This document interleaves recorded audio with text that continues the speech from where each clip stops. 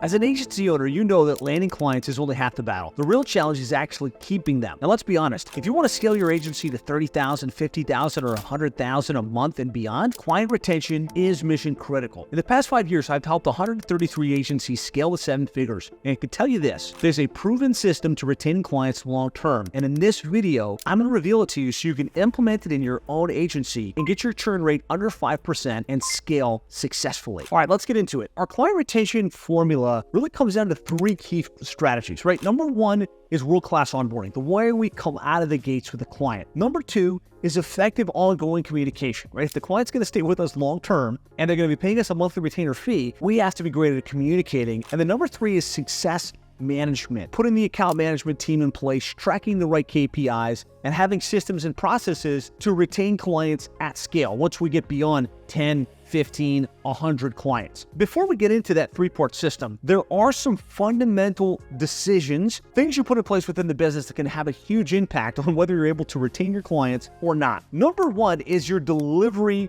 mechanism, like what it is that you're selling. Make sure that your program focuses on impact. It's not an activity-based service, but you're really selling the client and delivering something that's going to generate tangible, measurable results, right? So we want to make sure we're focusing on impact. The second thing you want to do is make sure you've gone a little bit wider with your service offering. I found that if you just do Facebook ads, or you just do SEO, or you just do websites, you're going to have a high churn business model because clients come in and then they go out, right? Because you're stuck on just one line of service. Whereas when you've got a blended service offering where you're doing website, SEO, pay-per-click, maybe social media management, marketing automation, retargeting, you're doing more things, which makes you more valuable to the client. They don't just look at you as the SEO provider or just the Facebook provider, but you're also able to blend what it is that's going to generate results. So if for some reason the SEOs take a little bit longer to get off the ground, well, we've got the paid ads running, which can generate some leads and some quick wins. Or, if our Facebook ads, the cost goes up just a little bit, we've got some organic and some direct traffic that we can rely on as well. Oftentimes, when I see agencies churning higher than 10% on a monthly basis, they've got a single service. They've got a single point of failure. And when they add additional services, they get much better with that long-term client retention situation. Also really important from a fundamentals perspective, the clients you choose to work with will make or break your success in your agency. By that, I mean in your niche, whatever niche you happen to serve, there's one-man operators and there's established businesses that are successful, that are driven, that are making things happen. And what I've found is if you decide, hey, look, I'm not for the one-man startup agency clients for the most part, I'm for the more established $1 million, $5 million, $10 million companies, that will make a huge difference on your retention. Initially in our agency serving plumbing, our plumbing and HVAC SEO business, we would get one-man plumbing clients and we would get them and we would do our thing, website SEO, drive some traffic. They took as much energy as the larger companies, but they were just small, right? They didn't have a growth mindset. They didn't have an established organization. And so we wound up having high churn. And when we decided, look, you have to be doing at least $500,000 per year before you qualify for our services, maybe we slowed down our sales a little bit for a short window of time, but we absolutely improved and accelerated our growth because our retention got so much better. So be strategic with who you choose. The other really important thing when you think about retention is the expectations that you set at the beginning will have a huge impact on your retention. So if you're selling a trial, let's do 30 days, or let's do month to month and see how it goes, while that might be a little easier to sell, you're setting yourself up for somebody who's like, all right, all of it's on them, let's see how it goes. And the second something doesn't go right, you get the cancellation notice. Versus setting the expectation on the front end, this is going to be a long-term business relationship. We're going to spend a lot of time and a lot of energy setting this up for you, like your website and your SEO and your paid search, the tracking, understanding your business, understanding everything we need to know to accelerate your growth. If you're not committed to this and you can't give us at least a year to work together, then it wouldn't be the best use of your time or ours to do business, right? So let's commit to a long-term, at least a year-long commitment. And whether they stay a year or not, because you entered the frame, you entered the relationship with that long-term business horizon, they're much more likely to stick with you long-term. Again, this is one of those little things that had a huge impact on our ability to retain clients long-term. Consider adding a 12-month agreement or consider setting that longer-term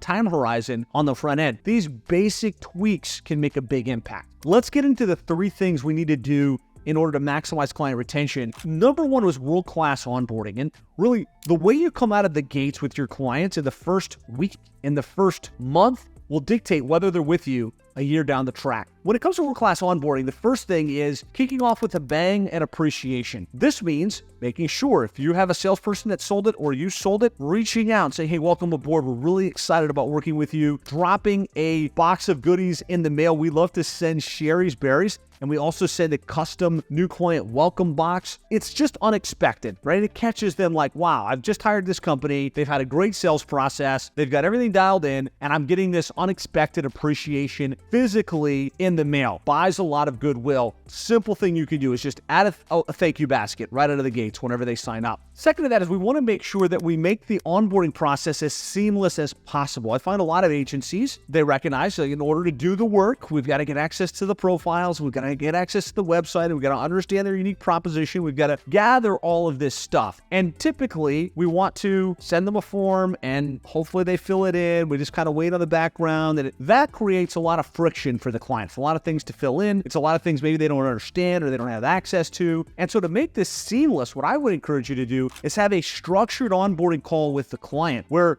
you or your account manager or your launch coordinator are sitting down and there's a structured conversation about what we're trying to accomplish, what we need from them, and we're holding their hand through the gathering process, right? Don't just leave it to them. If they're paying you a retainer-based service, they want this done for them. They want for your team to be able to go and execute. So really make that as seamless as possible. The third thing on onboarding is we want to engineer quick wins. Think strategically about what you can do in the first week, in the first 30 days to make the cash register ring. In the original days in our agency, Plumbing and HVAC SEO, we would launch the client, we'd get the usernames and passwords, and we would go to work. And our strategy was predominantly organic based. So we would build the website, we would create the content, we claim the Google map listing. And there's a gestation period for that, right? It's gonna take us probably 6 weeks to get the website live and to make the changes on the Google map listing. And then it might be another month and a half before it starts to rank, it starts to generate calls. And so while we were doing all of the work and while we were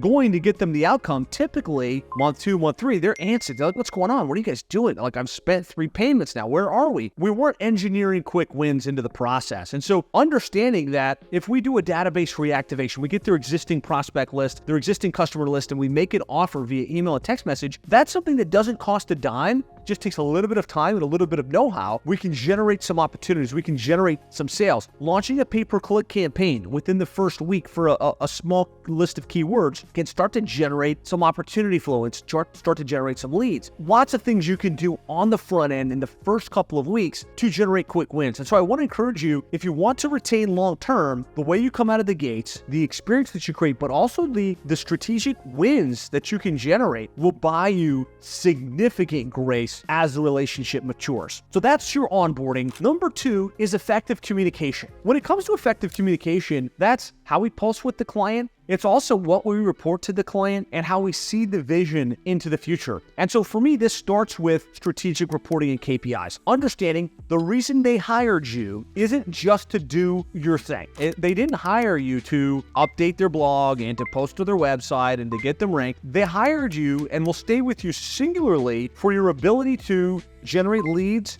and sales and revenue significantly in excess to what you're charging in management fees and ad spend. And so your reporting doesn't need to be 19 pages with a bunch of tracks. And what they really want to know with their strategic reporting is how much did I spend, how many leads or sales did I generate, and what's my return on investment. Really focus on maybe taking some stuff out of the reporting, your keyword ranking reports, your analytics data. Have that in the background, but really front and center should make it simple for them to see how much they spent and what the return on investment is. The closer you get to that, the better they feel, the more likely they're going to stay, the less likely they are to question you and to question what you're actually doing day in and day out. So that's number 1. Get that reporting dialed in and simplified. Number 2 is your meeting rhythm.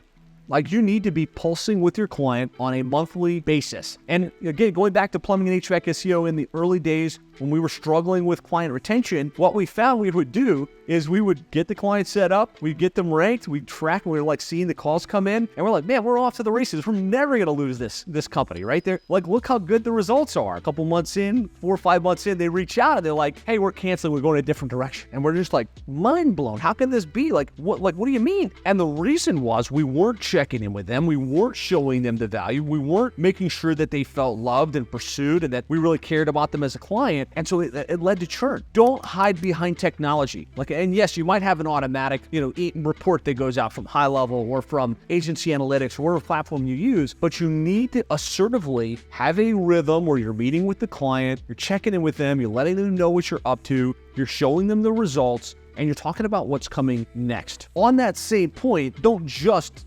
reach out for a meeting, and if they don't show up, say hey, well, I tried to meet and they weren't there. That's another challenge we see with retention is the client's too busy, they don't want to meet, and you or your account manager are just hey, they didn't meet, so life goes on. What I would suggest you do is those clients that can't meet with you or won't meet with you on a monthly basis, be sure to record a recap video, just a quick Loom video, pull up the reporting, just like as if you were meeting with the client live. Hey, I know you're busy. Wanted to shoot this quick video to kind of show you what we're seeing in the results, what we're working on, a couple things we might need from you. If you'd like to meet, grab a time on my calendar. Otherwise, we appreciate your business, excited about how things are going. When you start doing that every month, or your account management team starts doing that every month in conjunction with the live meetings, you're going to see your retention improve pretty significantly. The third thing on effective communication is we have to constantly be seeing the vision. Big problem I saw in our agency, and I've seen in a lot of the agencies we work with, is we're typically looking back. Right? I call you here's the rankings, here's the results, we're doing a great job, we'll see you next month. They want to know where you're headed next. You got to see the vision. Here's what we're working on over the next 90 days. Here's the goal we're trying to work towards helping you accomplish. Here's the new things that are happening in digital marketing that we're exploring and possibly putting in place for you. They'll leave when they feel like their vision for their online marketing has exceeded your vision for the relationship. And so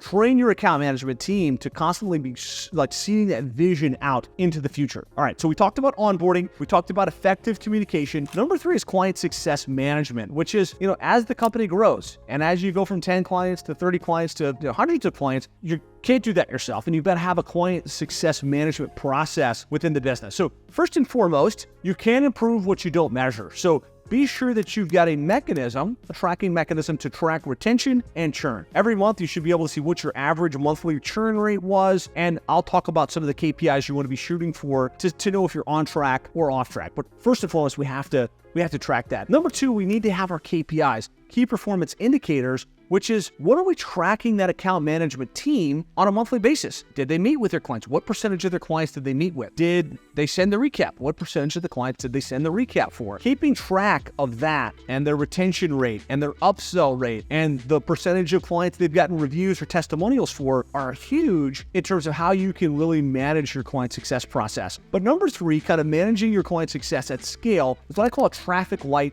system. Think about a traffic light, it's got 3 lights. It's either green, it's yellow, or it's red. When you think about your client base and you see it on your CRM or you see it on a spreadsheet somewhere, it's very hard to gauge, where it's at, especially when you get past 20 or so clients. Traffic light system, you would just have 3 columns, and you could have this in High Level, you could have it in Trello or some type of Kanban board, you could have it on a spreadsheet. Every month, you would be moving your clients. Are they green? So that green is a client that's happy. They're getting good results. Everything's great. These are our green clients. Yellow would be a client that maybe hasn't engaged, or maybe the results aren't exactly where they need to be, or something feels like it might not be just right. Or we've got our red clients. So these are the clients that, they're unhappy. They've just lodged a complaint. They're not ranking, or they're not getting the results that they should. And being able to easily see, here's the clients and where they sit, and then to really prioritize the clients that need the most attention. Prioritize the reds and say, what can we do to move the needle back up? What can we do to move this client from red to green? And then having a pulsing rhythm with your team or your account management staff, where you're looking at that traffic light system on a weekly basis, strategically moving clients back on track can have a huge impact on your client retention. Those are the top 3 things, right? We've got world-class onboarding, effective communication, client success management, key retention benchmarks I want you to